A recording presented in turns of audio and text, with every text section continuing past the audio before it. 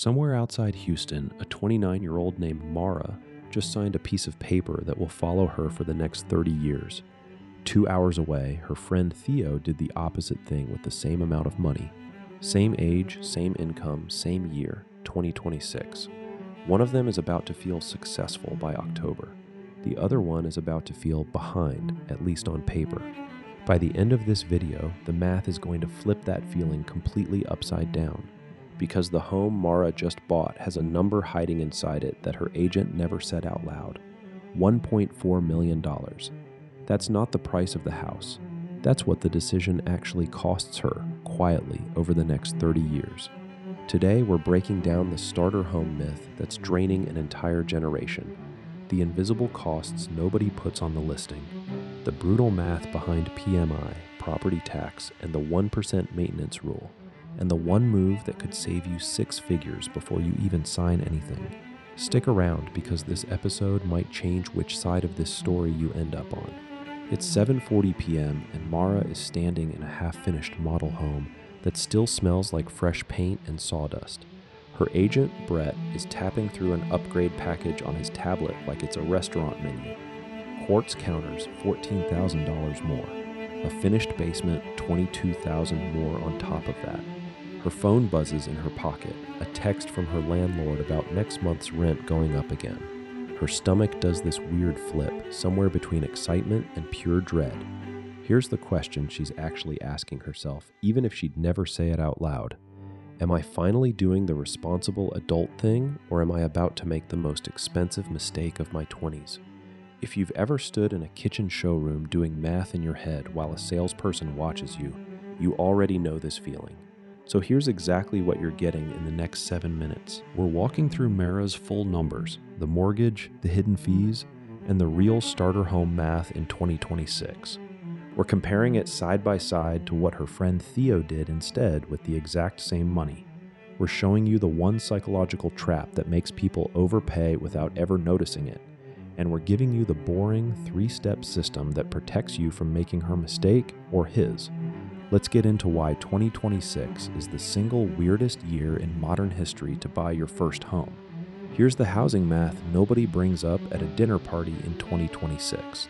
The median home in the United States sold for around $403,000 in the first quarter of this year.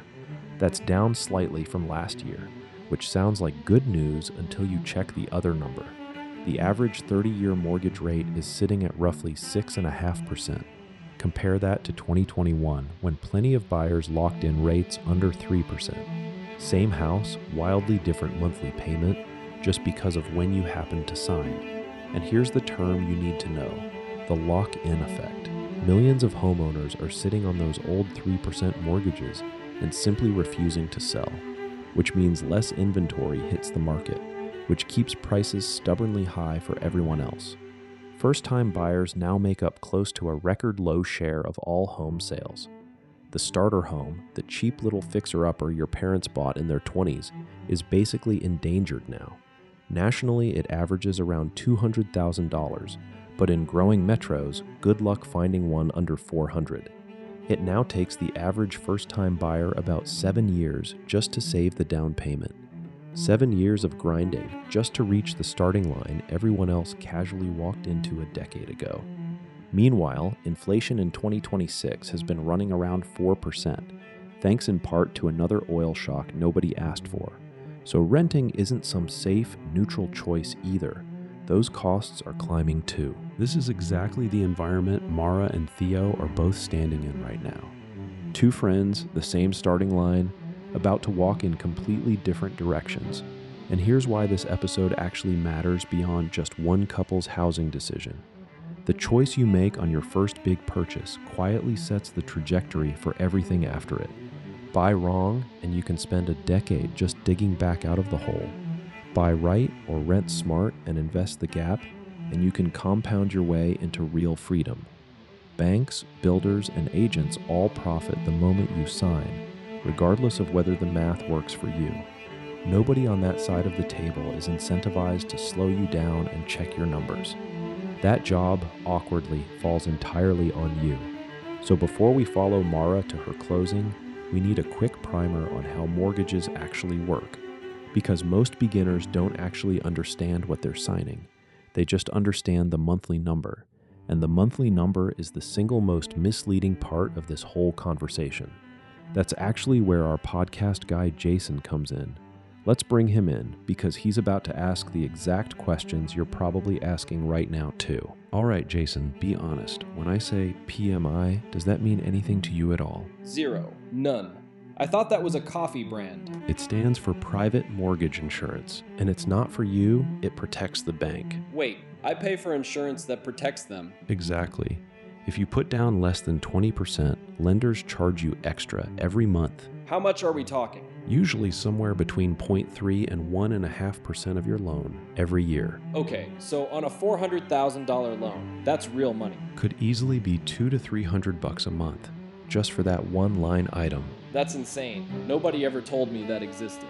Most people don't find out until they're already sitting at the closing table. So what's the actual lesson here for someone like me? The sticker price of a house is never the real price of a house. There's a hidden second number underneath the first one. Exactly, and that's exactly what we're about to unpack with Mara's actual numbers. So let's run Mara's actual numbers, the ones Brett never put on a single slide. Her home costs $430,000, right around the median for her growing metro area. She puts down 10%, $43,000, which took her almost 5 years to save. That leaves a loan of $387,000 at 6.5%. Her principal and interest payment alone comes out to about $2,450 a month. But that's not her real payment. That's just the headline number Brett quoted her. Because she put down less than 20%, she owes PMI, roughly $230 a month.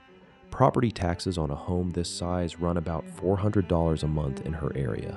Homeowner's insurance adds another $200 or so, and that number keeps climbing every single year. Added up, and her real payment is closer to $3,200, not $2,450. And we haven't even touched the most ignored cost in all of homeownership, the 1% rule. Budget roughly 1% of your home's value every year for maintenance. On a $430,000 house, that's about $4,300 a year. Roofs, water heaters, that one pipe that bursts the week after your wedding, it all adds up. So Mara's true monthly cost lands around $3,600, nearly $1,500 more than advertised. This is the mathematically laundered lie hiding inside every starter home pitch in America right now. The industry sells you the principal and interest number because it's the smallest, most attractive one. They let you discover the rest of the bill after you've already fallen in love with the kitchen. Meanwhile, 2 hours away, Theo is renting a one-bedroom apartment for $1,450 a month. Same year, same income bracket, same general cost of living, wildly different monthly number. On paper, Mara looks like the adult and Theo looks like he's playing it too safe. Let's pause right there, because this is exactly where Jason starts getting genuinely confused. Wait, hold on. So the renter is the smart one here? That feels backwards. It might be. Depends entirely on what he does with the difference. What difference? Mara's true cost is $3,600 a month.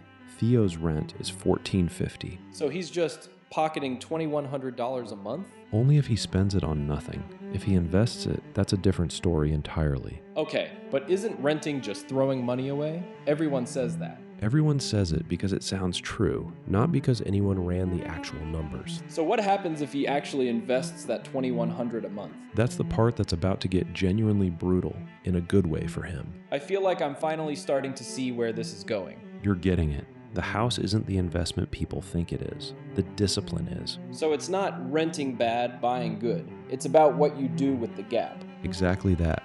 Now let's go watch what actually happens to both of their money. Okay, I'm locked in. Let's see the damage. Here's where the story gets uncomfortable, so stay with me. Theo takes the $43,000 he never used as a down payment and invests it immediately. He also automates $2,100 a month into a boring, low-cost total market index fund. No stock picking, no crypto, nothing fancy, just the same kind of fund we've talked about before. Fast forward exactly 10 years, and here's the part that should genuinely upset some people. Mara's home, assuming a modest 3% annual appreciation, is now worth about $578,000. After 10 years of payments, she still owes roughly $328,000 on the mortgage. Her actual equity, what she truly owns outright, comes out to about $250,000. That's a solid number, genuinely. Nobody's saying homeownership failed her. But now look at what happened on Theo's side of the spreadsheet. His original $43,000, left alone and compounding, grew to about $84,000. His monthly $2,100 investments grew into roughly $378,000 over that same decade. Add those two numbers together, and Theo's total portfolio sits around $462,000, almost double what Mara has in home equity, from the exact same starting amount of money. This is the brutal math nobody puts in the brochure. The math, not the feeling, has spoken.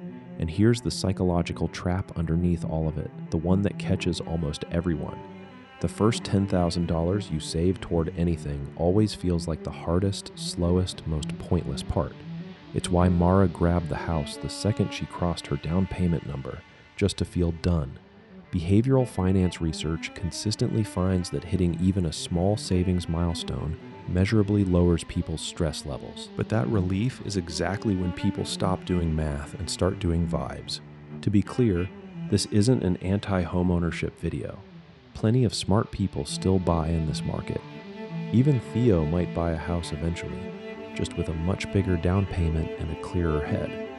The actual lesson is smaller and way more boring than renting beats buying, or the reverse. Okay, so I think I finally get it. Can I try explaining it back to you? Go for it. It's not about the house being good or bad. It's about doing the full math before you sign. Keep going. Mara only saw the 2450 number. She never added PMI, taxes, insurance, or maintenance. Exactly right.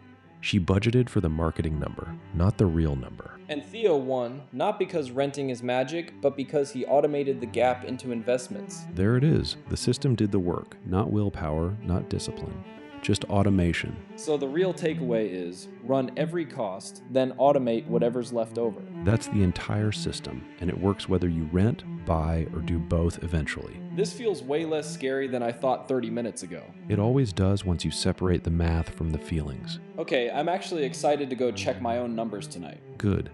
That's genuinely the only homework from this episode. Let's wrap this up then. Finally, so here's the system, the boring one, the one that actually works. Before you ever sign for a home, calculate PITI plus 1% for maintenance, every single time. The day your paycheck lands, automate your savings that same day, before you ever see the money in your account. Use the 15-second rule. Before any upgrade or add-on, walk away for 15 seconds and do the math out loud. If it still makes sense after 15 seconds of silence, it probably actually makes sense. If it only made sense while a salesperson was standing next to you, it almost never does. None of this requires more willpower.